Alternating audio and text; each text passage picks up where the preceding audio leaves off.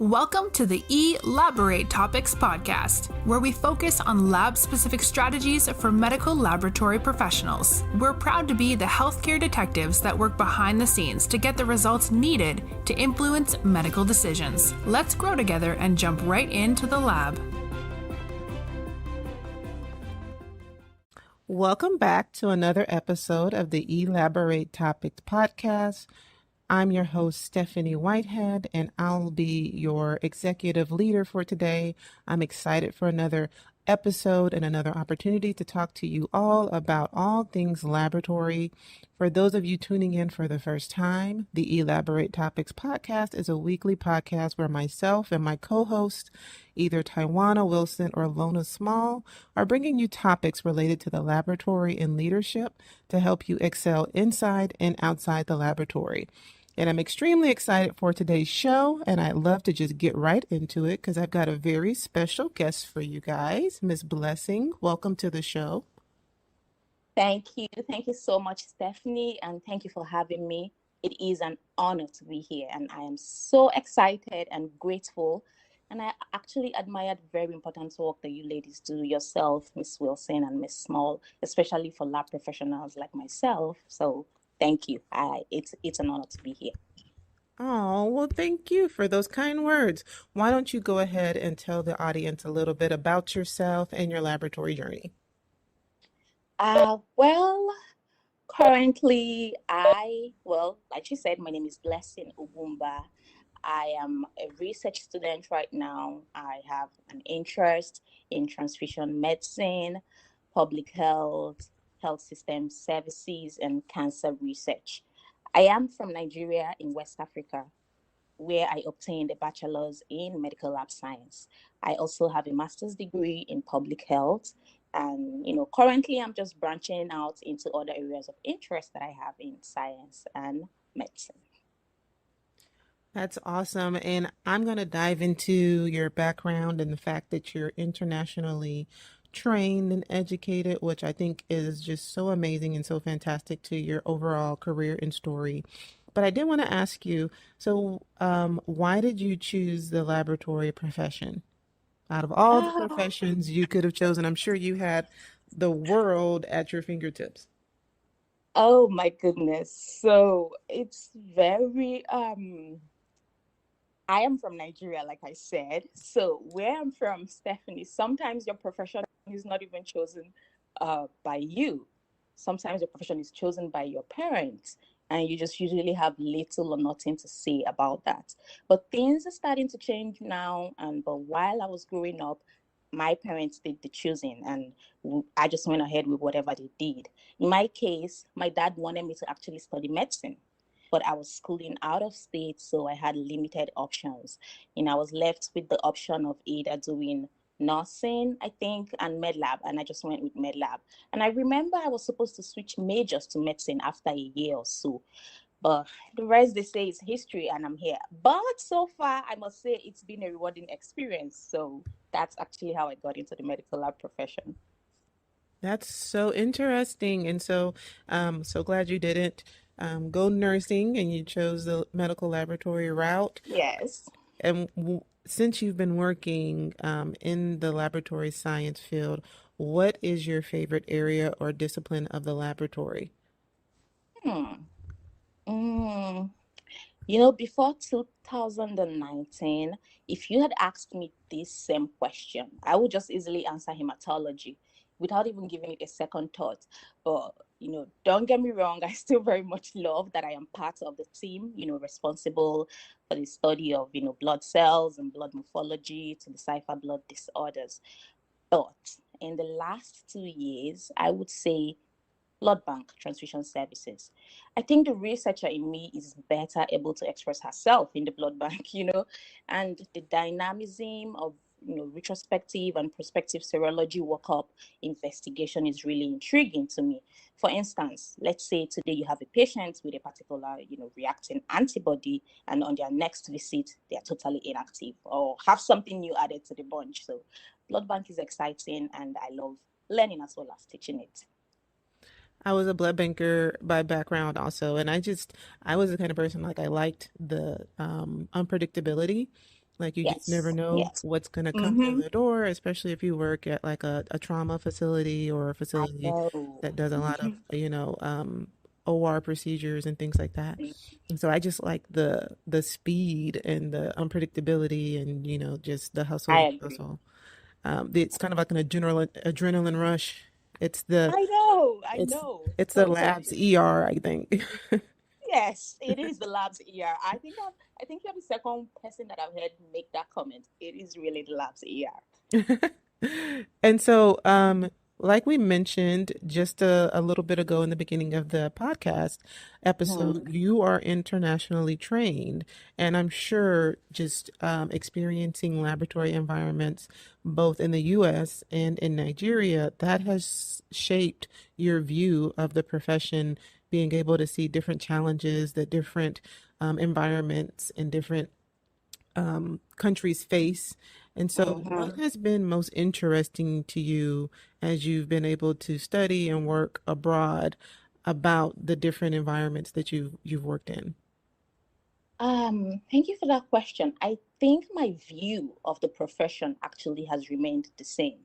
You know, medical professionals, we are an essential part of the healthcare team, right? Medical lab professionals are also part of the bedrock of medicine. That can never be said enough. And there is so much, versatility in each discipline of this profession to meet the varying interests of prospective students. But I'd say the challenge remains the same. And even while I was back in Nigeria and here in America, and I'd say it's invisibility. People do not know what we do. A lot of people have no idea whatsoever what we contribute towards patient care. I remember being in a room working, and this other health worker, she comes in and she just casually said, so my sister needs a job.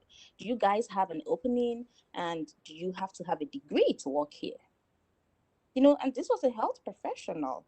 So there are some of the things that you experience, on the job, and then you're like, wow, people really don't know what you do. And, you do this every day. You get up every morning and you go to work, and people still don't know what you do. I remember when I graduated, a lot of my friends, who were in the art profession, they knew absolutely nothing about my profession. They just assume we press a bunch of buttons, but that's not the case. There's a lot of analytical thinking that goes with being a medical professional. Every day in your practice, you have to be logical, you have to apply critical thinking, you have to analyze every situation, every patient sample. Sometimes you have to identify, solve. In blood bank, you might have to use like a second, a third, a fourth, sometimes even to the fifth and sixth identifier just to prove a hypothesis. And you do this for every single patient. In other times you have to rule out, maybe rule in, enhance, neutralize to just attain a result. So in this profession, we prove every hypothesis and we rarely leave a situation to chance. And I am still learning. I have learned so much. My background and experience have also helped because even though, let's say, something like an SOP for a particular test, it might differ from, what we do in Nigeria from what is being done here. But the objective actually remains the same. So it's helped me to know more than one way of carrying out a certain procedure. So things like that. So yeah, I'd really say my background and experience have really helped. Yeah, I think that's pretty universal against all of our laboratory colleagues, right? We feel like people, um, think about the laboratory as like we're all in one big room or we're standing in one box, standing Right. together, just waiting on a sample to come down the tube system or waiting on somebody to drop something off. Mm-hmm. Or the doctor orders a test and they think, automatically it's going to be done. Exactly. But there's just so many intricacies that go behind getting the patient that result. Um, and so I think, the times that I've been able to let people in on a little peek at our world, it's always been Mm-hmm. a extreme eye opener to other Yes. people as to what we do. And you also are a research student with an interest in public health. So where do you see that taking you? I also have a master's in public health, and I've found it very beneficial, especially in a pandemic. But where do you see your public health interest taking you? So I think lab medicine, it will always remain a subject and career that I feel very passionate about. I mean, that is the solid foundation that I had before I even went into research and public health. But yeah, I've now come to learn that research and public health often go hand in hand. So, long term, I want to be very involved in health systems and services research, and that's to include transfusion medicine because I always want to be a part of the lab medicine. I'm also interested in, women's health, cancer-related research, and as an immunohematologist, I might not even be versed in the design and analysis to embark, on a certain project or a certain question or hypothesis that I might have. But as a public health professional, I could, if I was interested in a research question, say that I noticed that a particular community or population is lacking this or that, or maybe suffering from this or that. You know, just as a lab scientist, it might be very hard to convince people outside of my immediate circle. But as a public health professional, if I were to carry out some sort of survey, or maybe a cohort or a case control study just to ascertain if whatever I'm thinking is really the reason for the outcome, I will, that would go a lot smoother because I've been trained and, I have the resources to help me do that. So long term, I hope to be involved in advocation, some policy creation and modification, but all of that should stem out from public health and research. It sounds like a really fascinating career path. Like I said, public health, I didn't start with that as a passion of mine, but as I Ah, grew in my profession and I started to learn more, I started to realize how much laboratory medicine and public health kind of still work hand in hand in terms of just right, like right. epidemiology, the data analysis, the um, community education, public health education, statistics, Mm-hmm. and all of those things are things that are already innate characteristics of most laboratorians, right? And so it was like a Yes, natural yes. progression. Exactly, exactly. So it was very easy for me to delve into public health because, most of the traits that you need to be a good public health professional, you already have as a med lab scientist. I agree. And so today, I mean, I think that's the perfect segue into what we're going to be talking about today, because today we're going to be discussing tips for our listeners on how to broaden your scope professionally. So if you're listening to this podcast, have you ever felt like, you know what, I got my MLS degree or I got my MLT degree, but I kind of feel like I can do more. Like, what more can I do? I'm kind of feeling, unchallenged on the bench, or I feel like I've hit the ceiling in the organization or the laboratory environment that I'm working in, and I feel like I can do more. And have you ever wondered, about other career pathways that are open to laboratory professionals? Laboratory professionals are sometimes referred to as the behind the scenes heroes. We hear that all the time. It's the theme of almost every lab week. The behind the scenes heroes with the cape and the white lab coat. But today we want to talk about why it's important to focus on raising your visibility and looking at how you can increase your opportunities and do more with the skills and the degree and all of the characteristics that come with being a laboratory professional. In this field, we have to be, but many of us are just so highly versatile, and our skills that we get when we are getting that CLS degree and that I MLT agree. degree are set a really good foundation for where we can learn other things and other career paths. So Mm-hmm. I said this was a good segue because I have a interesting question I want to ask you. What are Oh. some of the common personality traits or characteristics that you think Blessing laboratory professionals possess that would fit well in other careers outside of the laboratory setting?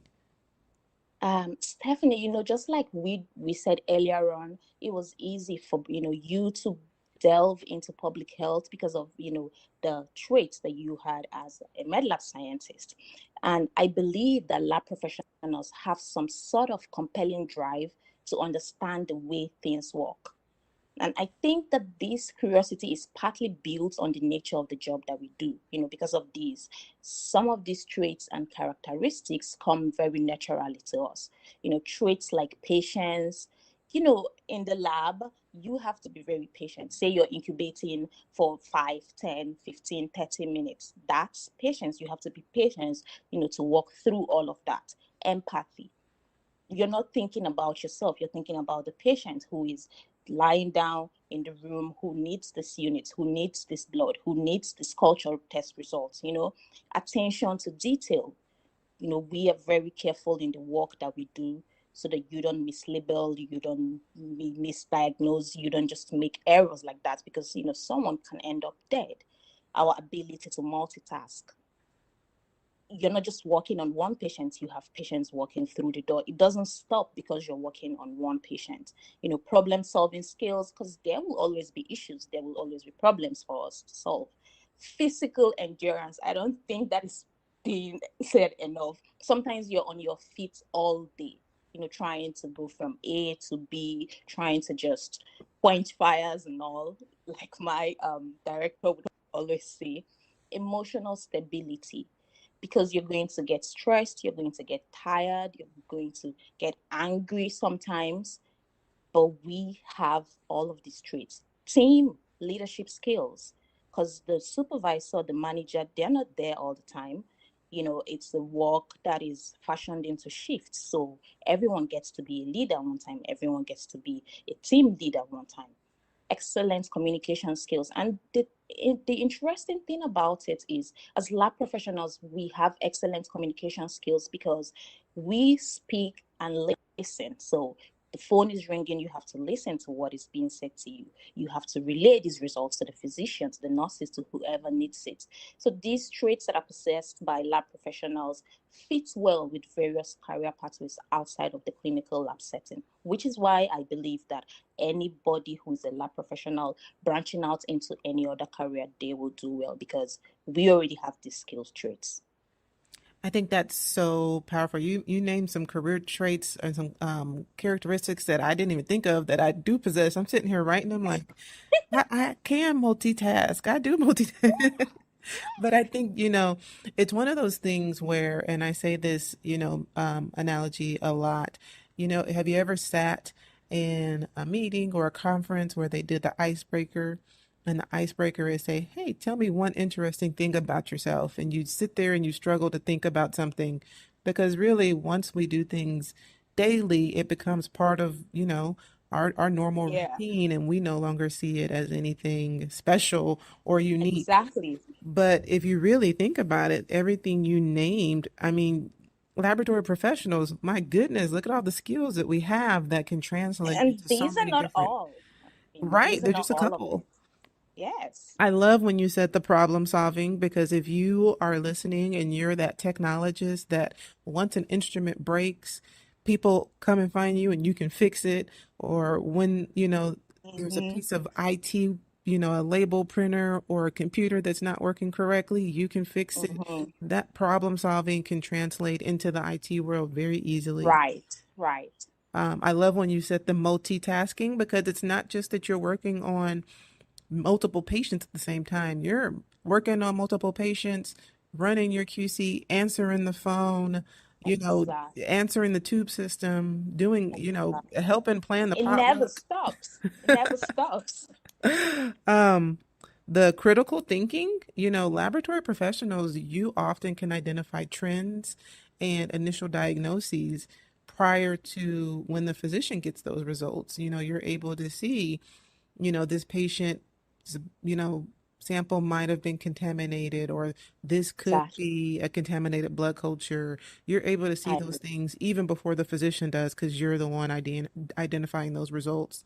So having those Yes. critical thinking skills can translate. And I love when you said the communication because interpreting those results and detailing what those tests are Mm-hmm. to our customers who are, nurses and clinicians, sometimes patients, but communicating it in a way that they can understand. Right, right, Laboratorians, we right. speak with a lot of acronyms. CBC, CMP, all the QMS. But yeah, when you're talking to someone outside of the lab, you need to remember to say it's complete blood counts. Just it's amazing the way we are able to communicate the things that we do on a daily basis to people that know nothing about it. So yeah.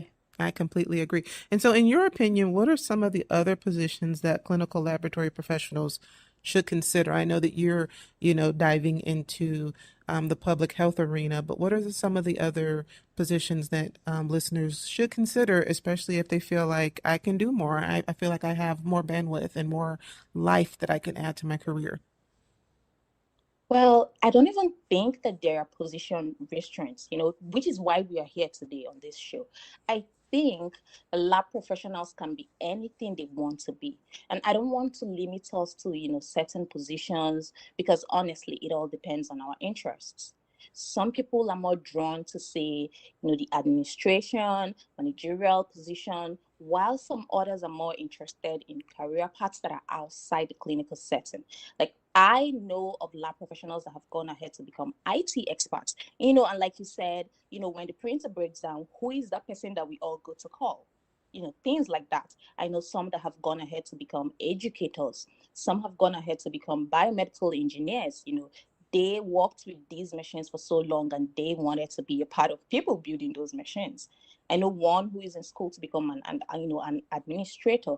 And with the traits that we mentioned earlier, I believe that any lab professional will thrive excellently in any career path or position that they decide to embark on, if they are willing, because there are lots of opportunities, requiring different levels of education and training. And as lab professionals, we are at an advantage. We already have levels of education and tons of training under our belt. So whatever our passion may be, we can pursue it because we are lab professionals. That is our edge.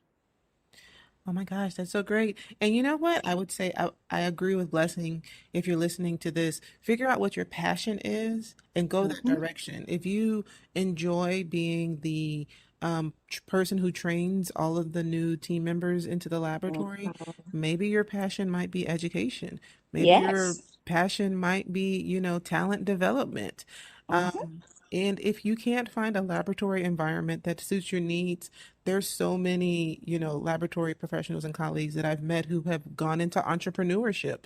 They've started their own Yes. consulting companies. And so there's so many, I agree with you. You shouldn't limit yourself to a position, but rather, build around what your passion is. For you, what have you learned or what do you value most? Or even, maybe what do you feel like you've gained from branching out into research and public health? It's funny that you asked that, because I have learned a lot. Like, especially regarding my ignorance of how the world works in certain aspects. When I was, restricted to the lab as a scientist, I had complete control over the testing or, say, experiments that I was doing or conducting. For example, let's say that I add a certain solvent. I expect a solute, right? Now, 98% of the time, I would succeed. But in the real world, public health and research does not work exactly like that. Sometimes you start with a solvent and maybe still don't end up with any solute. I don't know if that makes sense. But above all, I would say that I have learned that implementation doesn't always equate to results. So I have gained objectivity, accountability, and stewardship skills. I have become a better student, and I hope an even better midlife professional. What advice would you have to, a listener who maybe reached out to you and said, okay, I listened to your podcast and I'm thinking about, stepping outside of the box and considering some other opportunities outside of the Mm-hmm. typical, on the bench setting. What advice would you have for them? Mm-hmm. Well, I would say just look within you and be sure that this is what you want. Not that it pays more or looks shiny on a resume or because a friend works there, just for you. Because at the end of the day, you alone can tell how you feel about a certain job, about a certain position, and you don't want to end up frustrated and maybe then out of a job. I would also say talk to a loved one, talk to a mentor.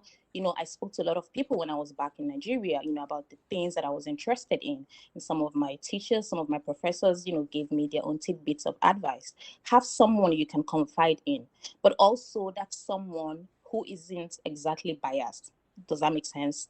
You know, if you don't have access to that, then talk to a professional, if you may. Talk about why you feel so strongly about it. You might be more or less convinced when you say these words out loud. Above all, do your research. Always, always never assume. Ask questions. I'm going to reiterate on that. Ask lots of questions, especially as to the career that you want to move into, the job description, the expectations. If you have led a very sedentary lifestyle and you want to switch that up, sometimes it might not go well. So ask questions so you're not surprised at what you find. And if you are religious, pray about it. And if you feel you need to go and be and do more, I would say go for it. Totally go for it.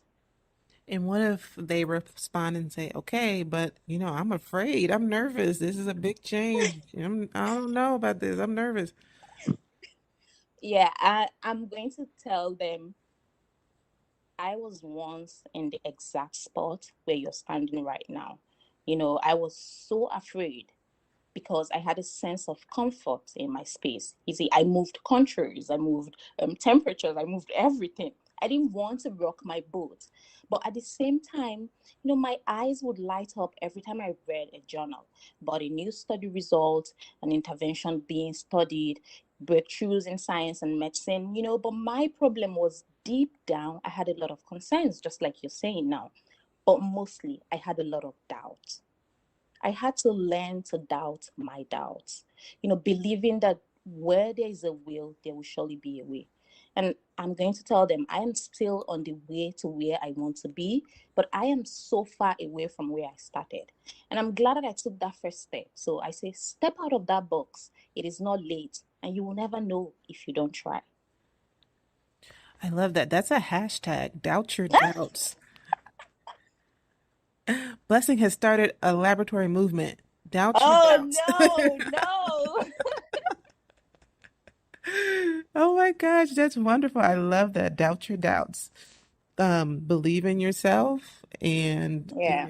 if you are religious, pray about it. If not, meditate, think, do your pros and Yeah. cons list, or do whatever Mm-hmm. you do to make a sound decision in your life. So for you, Blessing, in hindsight, and I'm Mm-hmm. sure you've done this before, hindsight is, better than 2020 sight sometimes. But when you look back over your journey, do you ever say, I wish I would have known X, Y, and Z? Like, what career advice would you give to Blessing 10 years ago? I would say, Blessing, ask questions. Just ask questions about every endeavor. Even when you're afraid, it would save you some time. It might even save you a lot of money.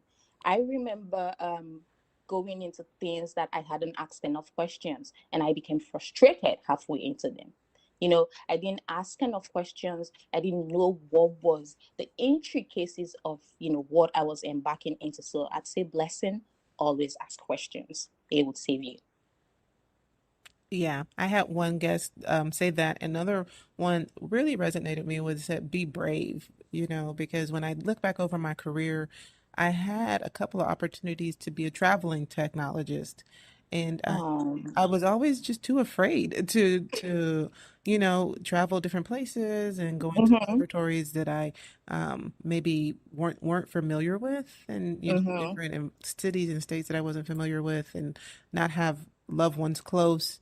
But now I do look mhm. back on that and say, what if I had done that? Surely my Yeah, journey in my career might have been very different. Although I'm excited and glad and proud of where I am today, you just never want to yeah, have that level of like, what if, you know? yeah.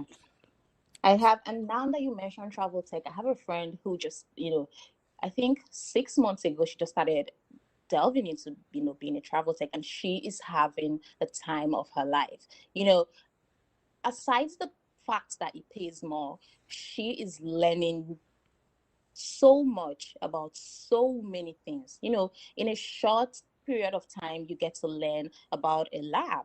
In 1 week, you just absorb all of that, and then you move on to something different. And then she told me that she's taking all of these experiences and all of this knowledge that she's getting, and she's putting it when she moves to another state, when she goes to another hospital, when she goes to another facility, and it's really helping her career. So yeah. Oh, well, great. I'm happy for her that she's having the time of her life. Exciting.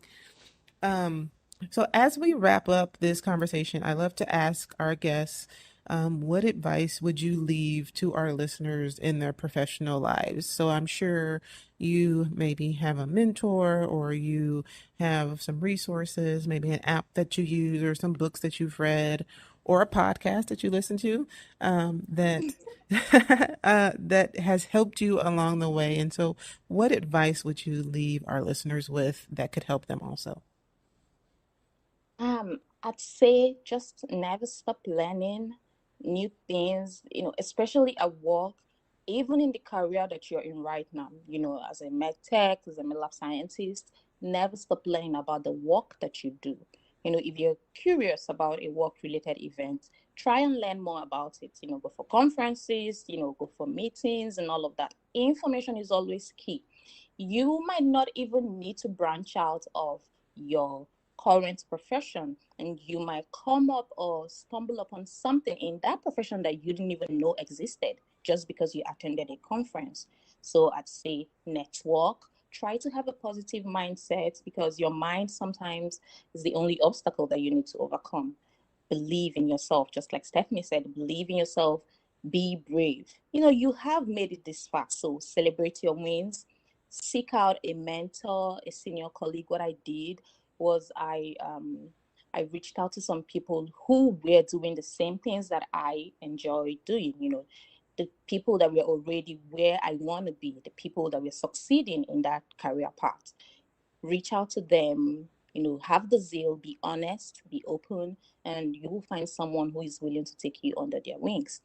And listen to eLABorate. They have gems in here. So I always learn something on every episode. So I would say those are kind of the things that I do. I take out time to listen to my mentors, take out time to listen to senior colleagues that I admire, people that I see that are doing good, doing, great in their career path. I listen to them. They will tell you the things that they have done. They will guide you so you don't make the mistakes that they did. So those are some of the things that have really helped me. So that's what I have to say. Thank you. Well, you admire us and we admire you, Blessing. You've sound like you've got just such a, a wonderful future in front of you, and you've had such a gifted past in your career. And this has just been a really enlightening, positive, and inspiring talk. So thank you for being a guest on the show today. No, thank you. Thank you for having me. The honor is mine. Trust me. I know that I've told you, Stephanie, I admire you so much. So, so much. So please, you are the one that I admire. So thank you for having me. It is an honor, an absolute honor to be here and to have I, this talk with you. Thank you. I am positive that after listening to this episode, so many people are going to want to reach out to you and talk to you either about your research, your research you have going on, or how your track in public health, or just working internationally. And so, tell the listeners how you can be reached outside of this podcast. So I'd say LinkedIn. My LinkedIn profile is the fastest way to reach me. I mean, that's the one that I have at the tip of my fingertips. You can just type my name, Blessing Ugwumba. That's going to be UGWUMBA. So Blessing Ugwumba. And you would see me and be able to reach me. My email address is ugwumba@gmail.com. That's going to be UGWUMBAB@gmail.com. Well, thank you so much, Blessing. And thank you to all our listeners for listening to another episode of the eLABorate Topics podcast. If you like what you heard today and you want to talk more to Blessing, be sure to reach out to her in LinkedIn or using the Gmail. I'll put that in the show notes as well. So you'll have an easy link to reach out to her. If you want to reach out to me or any of my co-hosts, be sure to find us on the eLABorate Topics LinkedIn group. Join our group and get daily inspirational posts from Taiwana, or be a guest on the show, or just learn more about what we're doing and some of the topics we're talking about.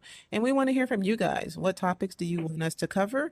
What guests do you want us to have on the show? We want to hear from you guys so we can continue to give you content that is helping you excel inside and outside of the laboratory.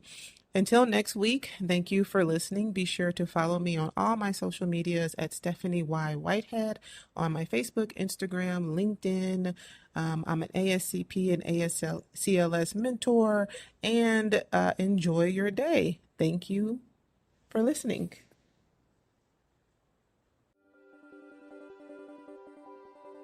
Thank you for tuning in to another episode of eLABorate Topics, where your hosts discussed relevant strategies for laboratory professionals. Please subscribe to this podcast on your favorite podcast platform and listen to us on directimpactbroadcasting.com. Stay tuned for another episode with information you can use to excel in your